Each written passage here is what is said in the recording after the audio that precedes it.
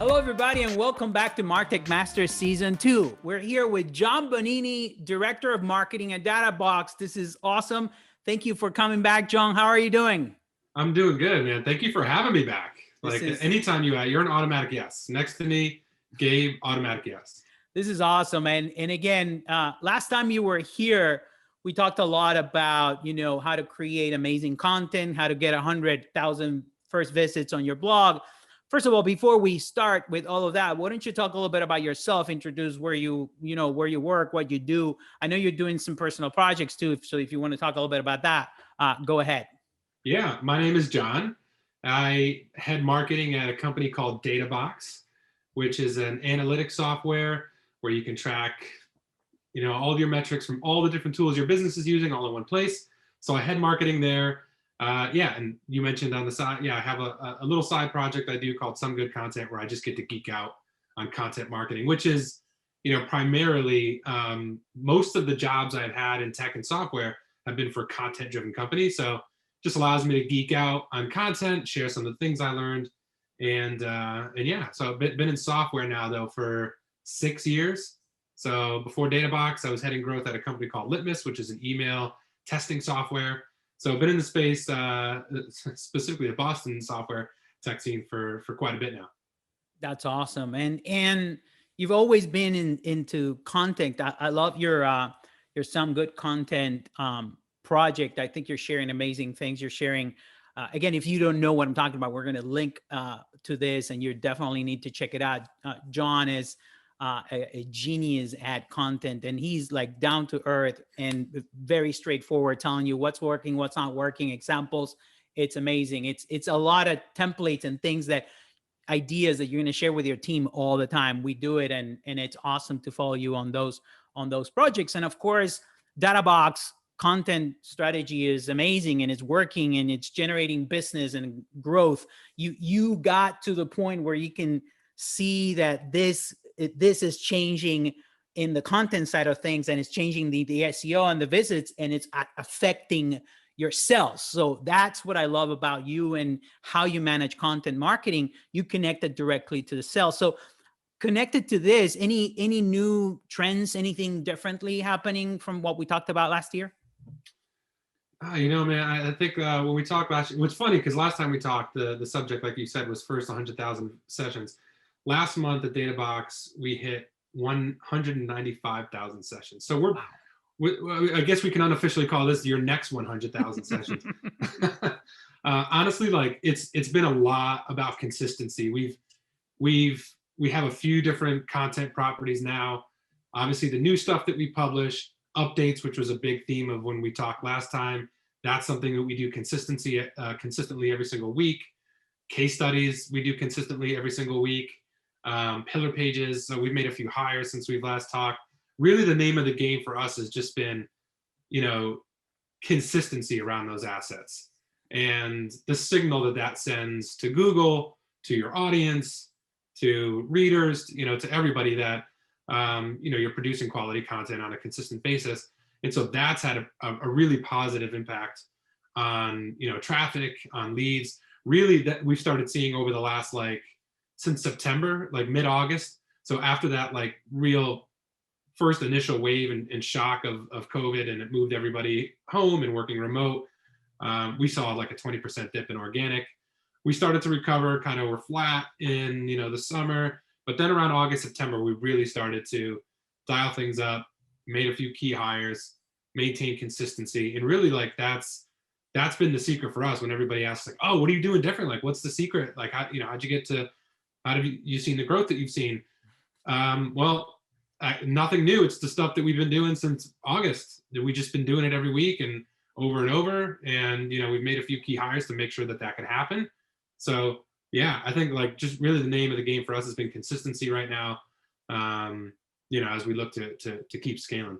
Yeah, I've been hearing that over and over again, and it works the same way on the video marketing side of things, on podcasts, and we're going to talk a little bit more about that later. But so SEO still works. content still works, and consistency is important. What are we talking about? Things that we talked about 10 years ago, probably, but it's important to see Right? how companies are still doing it and doing it Yeah. right. At the end of the day, is doing it right. You're creating amazing Oh, content sure. that people Yeah. want to actually engage with, and that's the key to Right. the whole thing: Right. consistency but quality also, right? Yeah. Yeah. Yeah. If you're publishing crappy content consistently, you're going to be disappointed. Yeah. So yeah, I think really the first step is identifying what works, Hmm. right? Having that measurement stuff in place, having a discipline, consistent approach that you're reviewing things every week, obviously where you are, but also your team, and you're doing it together. And when you do that, you start to understand the things, the topics, the Of channels, course. the mediums, the things that work. And when you kind of are able to dial in on those, document processes around them, make them repeatable, once you're at that point, the name of the game is consistency. Of course. And that's the part that's not as sexy as like, well, but I want to come up with the next cool idea.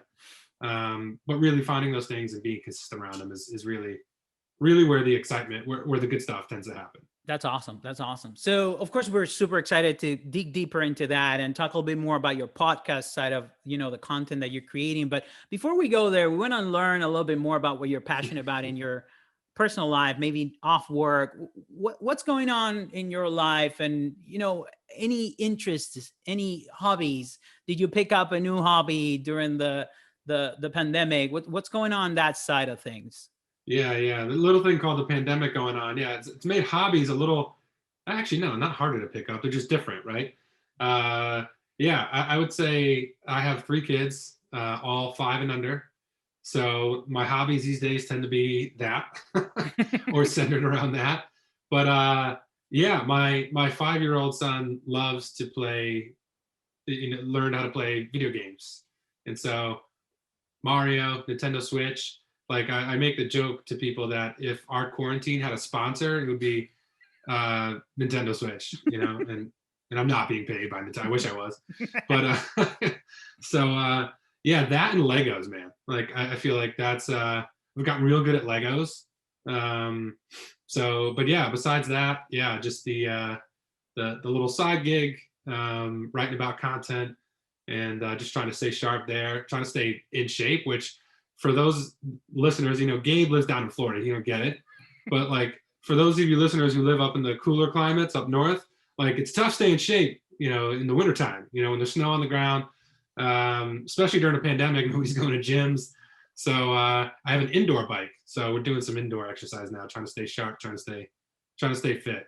That's awesome. That's awesome. And I think you mentioned that you have a little bit of an obsession with Pearl Jam. Also, tell us a little bit about that. I remember Yeah. I have a story about a Pearl Jam concert, but you go ahead. You Yeah. have a lot more stories than me. Yeah. Pearl Jam's been my favorite band since high school. And I mean, when I was a kid, and like, growing up in the 90s, everybody knew who Pearl Jam was, right? Huge band, but really got into them once I became of the age where I could like go to a concert. Mm-hmm. And I'm sure many people can relate to that, right? The first time you see a band in person, you're like, whoa. And yeah, I went to see them at Madison Square Garden when I was 20, 19, no, I was in high school, so 18, 19 years old. And I was just blown away by the commitment and how long they played. It was like a 3-hour concert. And I was exhausted, and I was just standing there listening. Like, I can't imagine how musicians play that long. Yeah. So, yeah. So since then, that was back in 2003. I've seen them 15 times.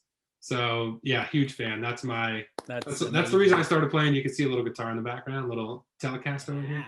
That's the whole reason I started picking up the guitar years ago, too, was just so I could sound like, play like those guys. And yeah, that's been my favorite band since, geez, I was 16 years old. That Crazy. is so cool. I have a similar love story with Nirvana / Foo Fighters. Like They're right there too. Yeah, which we're in the same kind of time frame and everything. But I went to see Pearl Jam real quick in DC. I don't know, like 10 years ago, and they played for like 2 hours, and it was about to end. So I said, let's get out of here because it's gonna be crazy. There was like 50,000 people. I don't know. insane amount of people, not 50,000, but insane amount of people. So I was like, let's get out of here. And they were like, all right, thank you. Bye. They already came back like once. So I was like, okay, it's over. Then next day, Monday or Sunday, it's like Pearl Jam plays longest. It was They like played another three and full a half set. hours. They played and they came back and played another hour and a half. And I was Yeah, like, you don't what leave a did I PJ concert. Yeah, they play long, man. They what play did like I do? So yeah, that's my Pearl Jam marathons. story. That's Yeah. crazy.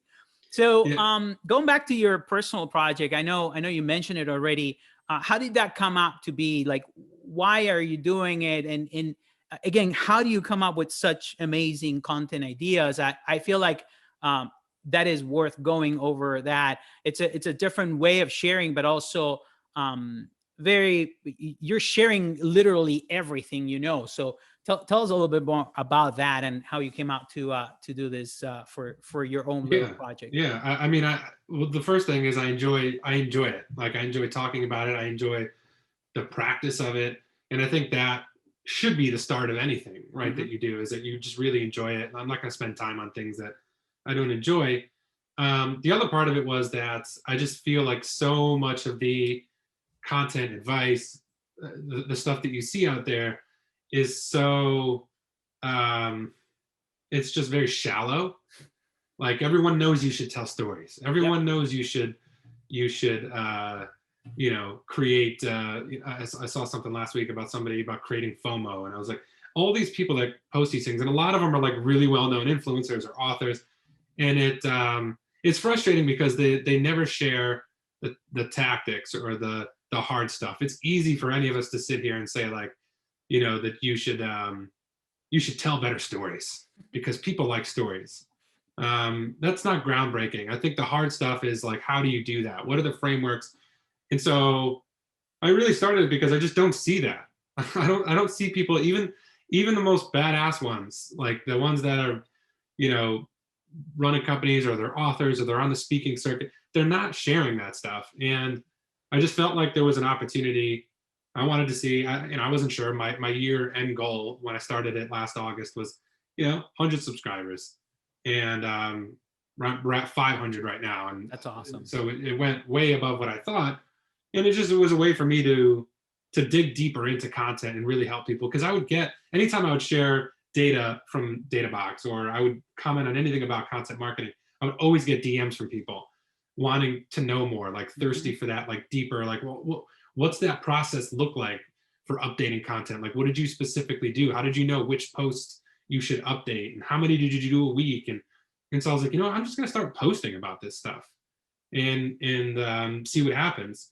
And publish something that, like my friend Jay Kunzel likes to say, was more nutritious than what I saw out there, Yeah. And so that's really how it started. It really started because I enjoy it. I love geeking out about it, but I just didn't feel like people go deep enough. And I'm just tired of reading that real shallow advice in those posts on LinkedIn and Twitter that are just like, you should tell stories or create value. That's one that frustrates the hell out of me. Like, add value. Okay, great. What does that look like? How do you know what value is? How do you go about learning that? How do you insert it into a post in an engaging way? How do you do it consistently? Like all these things that people, to actually do their jobs, they need that stuff, not just your fluffy comment about you should add value. So that's really where it came from. And I've been honestly blown away by people's response to it so far, and their DMs and their tweets. And it's been awesome. And we love it. And like I said, we use it on, I share most of your emails with the team so they can go and do more research. And so that's something that became a resource for our company now. Awesome. So it's amazing. We can definitely see the passion that you have, a lot of passion for helping businesses figure it out, for sharing what you know, for sharing the experiences, not just like generic comments, but also the ways to do things and things like that. So connected with that, you're passionate about your family, your kids, your music, and of course your content and sharing things with the world. What do you think passion is? How important is passion in business and work? Do you think about that? Yeah, it's definitely important. I think that passion is an ingredient. I also think focus is important as well, and they go hand in hand, because a lot of times I think people associate passion with ideas. And um, I think if you can focus your passion on a specific area, and focus on being consistent, and showing up, and showing up with the same level of intensity, and showing up with the same level of quality time and time again, I think that is where the magic is. Passion alone, I don't think is enough. Like, I'm passionate about Pearl Jam. I can't be a professional musician, right? I'm a bedroom player, as they say. But I think having the focus coupled with that is really the important thing, and discipline. And I wasn't always like that, honestly. I always thought, I was always functioning like I was Don Draper. Like, oh, what's the next sexy idea? Oh, this should be our new website tagline. Oh, this should be a new series that we. And when earlier in my career in previous companies. So I think when I look for people now, and when I'm recruiting, yeah, that passion part. Like, I want to know that they research this stuff when they're not at work, and maybe they read books about it to get better at it themselves. But I also look for people that I know will be disciplined, and they'll be able to focus on a specific area when they find something that works. And I think the marriage of those two things is really critical. And finding someone who's super passionate, has a learner's mindset, is going out and learning new skills on their own, but then when they come to work, they're able to focus that and be disciplined when they find an area maybe of need, and they could really apply that in a focused way and be disciplined about it, and they prioritize. When you find someone like that, that's the magic. When they're missing one of those, it tends to fall flat. That's awesome. And it's so key. I agree with you. I believe in passion. And as you know, we're very passionate. I'm personally very passionate about everything I do, but consistency is sometimes even more important than passion, Right. because you need to apply those things. And a good segue to our next question, which is related to podcasts and video series. We've seen people creating these type of content, pieces of content, and creating consistent videos with a theme, or like as a video series, or a show, or podcast as a show. And I know you do it, and you've been doing podcasts for a long time. Lately, you've changed a little bit of your strategy. Yeah. How did you come about creating podcasts? First of all, why? And also, I see that you're changing the strategy from maybe telling stories behind the metrics. Ground Up last year was all about, the story behind the metrics. So now maybe focusing more on a show that's all about metrics. So tell us how Yeah. you came about making those decisions. People sometimes get lost in those ideas, like you said, and then they don't execute, Yeah. which is when you learn so Right. much to actually get better. Yeah. So do you want to share your side of the story on Sure. that? Yeah. How I got started. I mean, really, podcasting had a big impact on my life in a lot of ways, because I would reach out to people to learn from. I would reach out to Andy Crestodina. Shout out to him, one of the earliest people that I was reaching out to in 2013, 2014, just to learn from and have calls with him, and Ann Handley and people like that. And then one day I was like, I should just record these. Like, if I'm getting value from this, like, other people would probably love to hear what Ann thinks about, I can't even remember, right? XYZ. And so that's how my very, very first podcast started way back, and which led to my first job in software, which was at Litmus. And I started, I was doing those career spanning interviews, 45-minute interviews about how they got promoted, and how they started, and how they got to where they are. And I just kept doing that. And like, I kept doing it in my personal podcast. When I got to DataBox, I started Ground Up, and I was doing it there, and we had a lot of good episodes. But then eventually I kind of got tired of it. But also I was like, I want to create something that's better aligned with something there'd be like a clear, a linear path to, all right, this podcast would be great if we embedded it in this blog post. And it would just make logical sense that we could connect our podcast, sort of like how, like, anybody who's a Marvel Universe fan, all their movies connect to each other, and then now their TV shows connect with each other. And like, our podcast didn't really connect with the content because we're doing career spanning interviews, but our content was very specific on making data more accessible and improving performance within your company, and improving your reporting practices. So wanted to make that shift from the career spanning interview to, I want to go the complete opposite route. No more 45-minute episode. Now we're gonna do 15 minutes. And it's gonna be like, Gabe, what's one metric that you've improved at your company over the last 6 months that's had the most meaningful impact? And I'm gonna ask you 3 questions. How did you identify that area that it was an opportunity? What did you actually do to improve it? And what were the results and how did you measure it? And so real quick hits, actionable. The podcast can kind of be like a swipe file over time where people can pick a metric and learn. The other reason I wanted to make the shift was I feel like when you do the other thing, when you do the career spanning 45-minute discussion, the well runs dry pretty quick. Once you run through all those, the people that have been on all the other podcasts and all the founders we all know and all the VPs and the CMOs, and it doesn't give other people the opportunity to come on podcasts. Mm-hmm. So I feel like making this shifted the focus from the person. So instead of Brian Halligan's on the podcast, which, hey, awesome, would love to have Brian Halligan on the podcast. Like, instead of the focus is Brian Halligan, the focus is now trial conversions. Mm-hmm. And we just so happen to have somebody on the podcast who's an expert at this, doing that work, has their sleeves rolled up, and they're going to tell you how to improve it. So you might not listen to the episode because you know who the person is, but you'll listen to the episode because you want to do that thing, or you want to figure out how to improve trial conversions. You want to figure out how to reduce churn rate or increase organic sessions or something. So it shifts like that it kind of democratizes guests too. Like, I can have anybody on.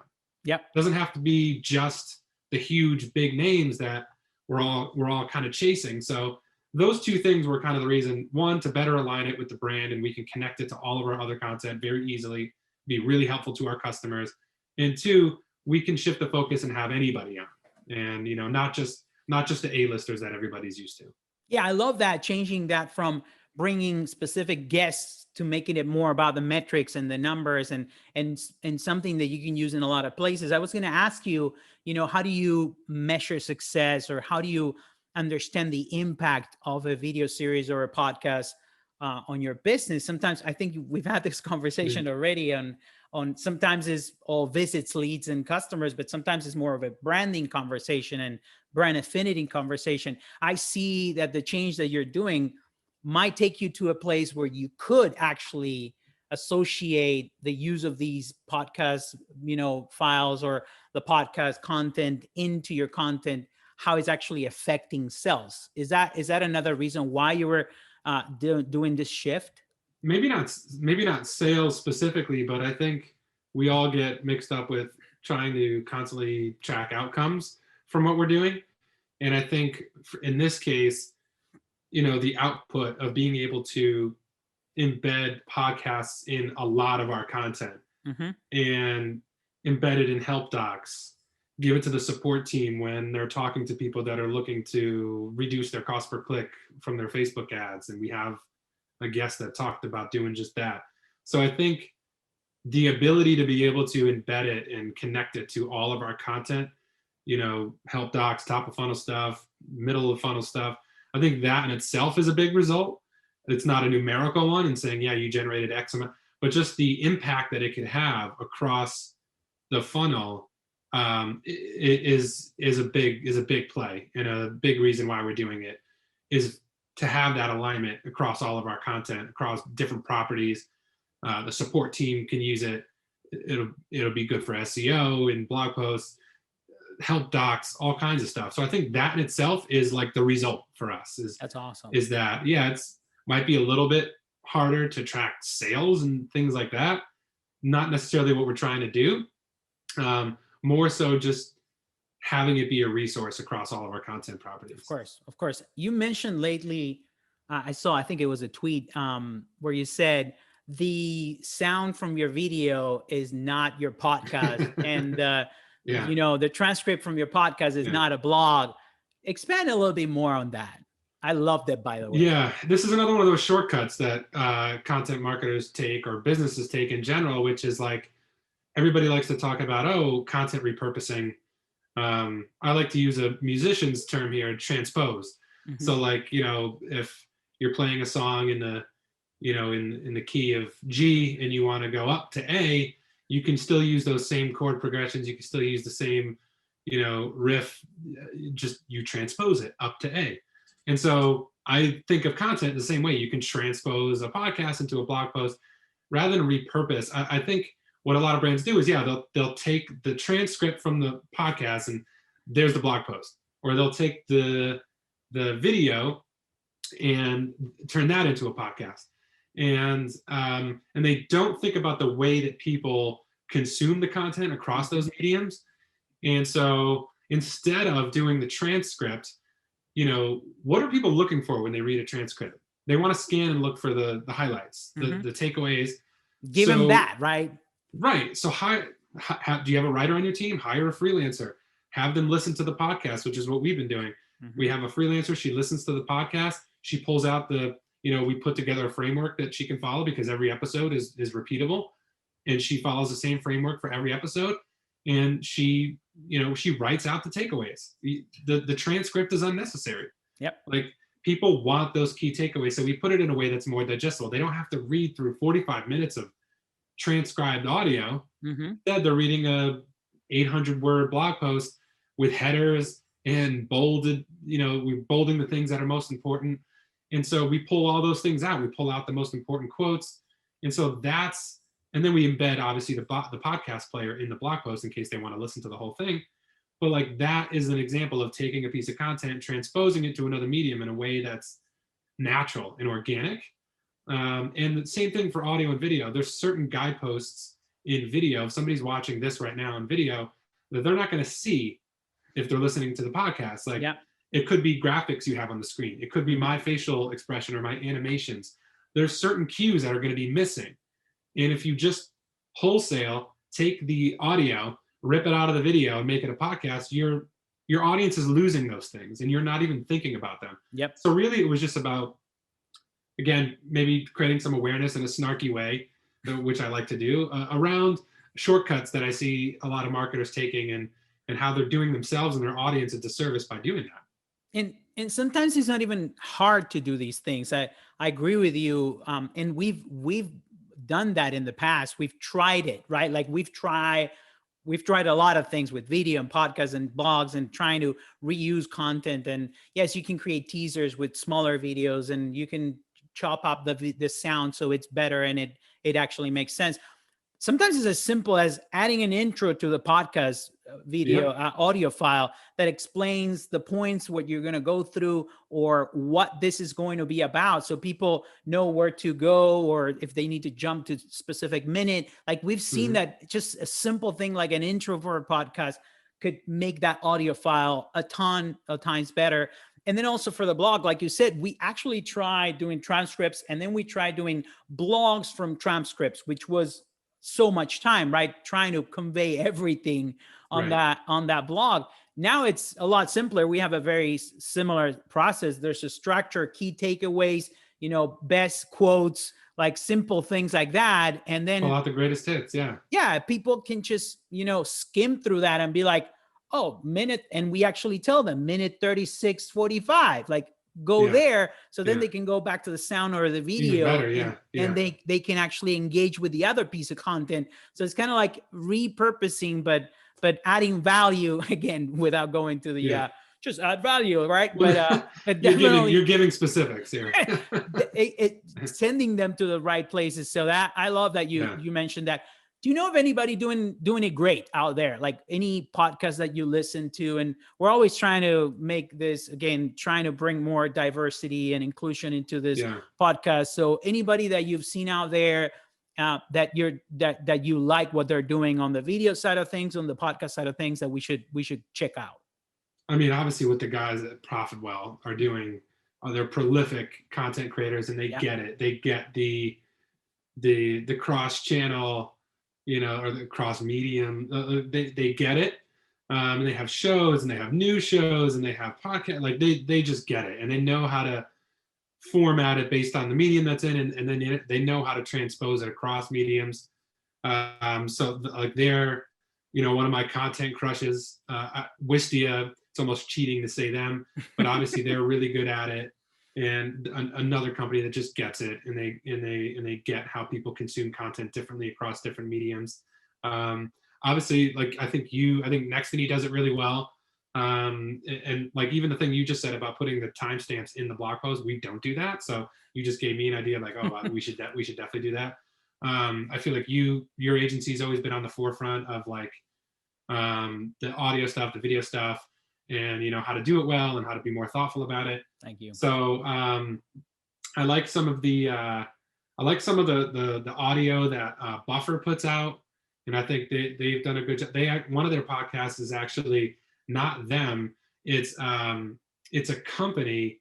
I forget what the company does, but basically they have they're following a company in the podcast, and that company is the one hosting it, telling their story. And like Buffer's not even really on it. They just host host the show on their own platform. That's awesome. And I thought that was really cool, and something that reminded me of like something you'd see on like Discovery, like taking principles they learned from cable television and putting it into B2B podcasting, which is super interesting. So yeah, I think they're doing really interesting stuff. I think anything Jay Acunzo's ever involved with is really, really, really thoughtful. Yeah. And those, I mean, there's certainly a lot more, but those are just some of the ones that come to the top of my head.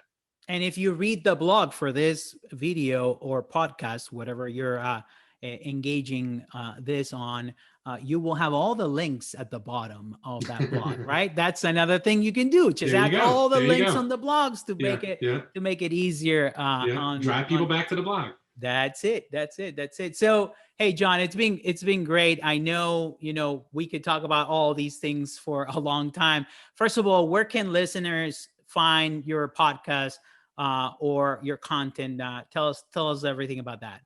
Yeah, a few different places. So, I mean, if you want to just go to the DataBox blog, it's just databox.com/blog. Our new podcast, it's an old podcast. We just renamed it, but it's called Metrics and Chill. And that originated from when I was redoing the copy on our product pages. And we have a product that sends your dashboards to your TV. You can stream it to your television. And so I was like writing stuff on the page, and I came up to this point where like you just, you copy the streaming code from your television into your dashboard, hit stream, and voila, Metrics and Chill. And it's just like play on Netflix. And I was like, I have to do something with this. It's awesome. It's super cheeky, but it works, and people seem to voted online, and it won. Yeah. So the people spoke. Yep. And they wanted Metrics and Chill, so we gave it to them. So that's launching. Actually, the first episode is going up tomorrow. Awesome. And Gabe is one of our first guests. I think Gabe, you might be next week or the week after. Thank you. So Metrics and Chill is starting to go. Same feed. If you already subscribe to Ground Up, you'll get the episodes. If not, nice. Smart. Yeah, maybe Gabe will put that link in there. Yeah. That's a smart thing to do. Don't start a new podcast. I'm not trying to start from scratch here. Come on. That is amazing. That is, again, the tip of the day. If you're going to rebrand your podcast, if you're going to bring new ideas to the podcast, just use the same feed, keep the subscribers, and bring them new amazing content they want to engage with. Yeah. So and that's the podcast. And for anybody interested on some good content, that's just a Patreon group I have for now. The link is in my Twitter handle, which is @Benini84, or it's just patreon.com/somegoodcontent, all one word. So awesome. 2 different places. And we will include all those links on the video and the blog for you to make it easy for everybody. Hey, John, this has been a pleasure as always. Thank you for coming back. Anything else you want to promote or anything else you want to talk about? No, man, just listen to this guy. Listen to Gabe, listen to Nextiny. I love these shows. I love what you guys are doing. You're a inspiration to us as we're launching a new video series and getting our podcast back going again. I think you guys do it right. And keep the spill the beans coming too, man. I cannot get enough of those. I was so happy to see it back. There's so many things you could do with Zoom and make it funny and play on the whole Zoom. I love it. So if anybody knows what we're talking about, you have to thank John for actually single-handedly bringing Spill the Beans back to live. Second episode going live next week. So wait for that. Gabe said, well, I don't know, we're not in the office anymore. And I was like, but look at all the funny things you could do with Zoom and all the Zoom mannerisms and is your audio on? Is it off? Oh, can I share my screen? There's so many funny things you could do with that, and everyone's going to relate to it right now. So, and because we have this video and it's also through Zoom, we can actually include the guest speakers on the spill the Oh beans yeah, you did that video. with Rand. You did that. Because It you was can, yeah, brilliant. because you can just put whatever you want. It's a silent film, so I forgot. Yeah, I just remembered at the end you had Rand, and then he says and then all you guys are like, and yeah, hilarious, hilarious. Love it. thanks Love the again, whole John, for concept. everything. It's been a pleasure once more. You will come back with even more amazing ideas. Good luck with Metrics and Chill and the some good content. Amazing DataBox. If you don't know what DataBox is, if you are in HubSpot, in the HubSpot world, you have to check out DataBox. But DataBox connects with a million other different software and allows you to put all the metrics into amazing dashboards connected to Slack, connected to your email. You can set up goals. We use DataBox for all of our customers, so go check it out. Thank you, John, for everything, and stay safe, okay? Thanks, Gabe. Appreciate it, man. Thanks for Take having it me easy. on. Have a good one. Bye-bye.